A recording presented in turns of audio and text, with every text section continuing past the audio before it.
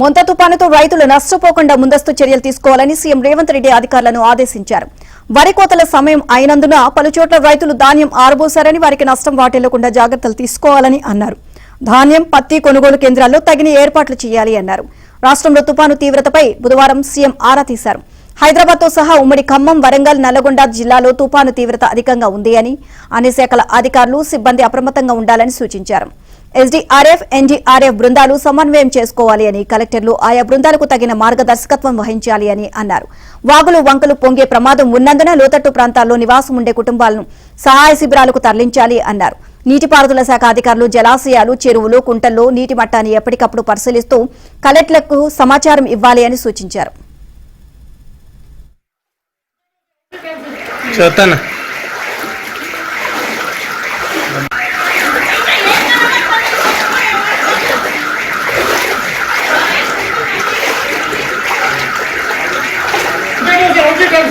चौथा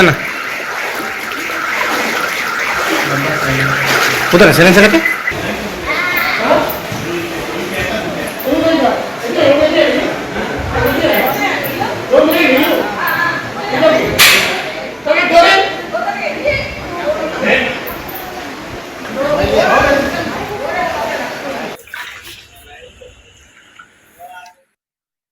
మోంతా తుపానుతో రైతులు నష్టపోకుండా ముందస్తు చర్యలు తీసుకోవాలని సీఎం రేవంత్ రెడ్డి అధికారులను ఆదేశించారు. వరి కోతల సమయం అయినందున పలుచోట్ల రైతులు ధాన్యం ఆరబోశారు అని, వారికి నష్టం వాటిల్లకుండా జాగ్రత్తలు తీసుకోవాలని అన్నారు. ధాన్యం, పత్తి కొనుగోలు కేంద్రాల్లో తగిన ఏర్పాట్లు చేయాలి అన్నారు.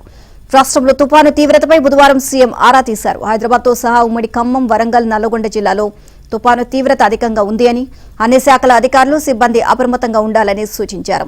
ఎస్డీఆర్ఎఫ్, ఎన్డీఆర్ఎఫ్ బృందాలు సమన్వయం చేసుకోవాలి అని, కలెక్టర్లు ఆయా బృందాలకు తగిన మార్గదర్శకత్వం వహించాలని అన్నారు.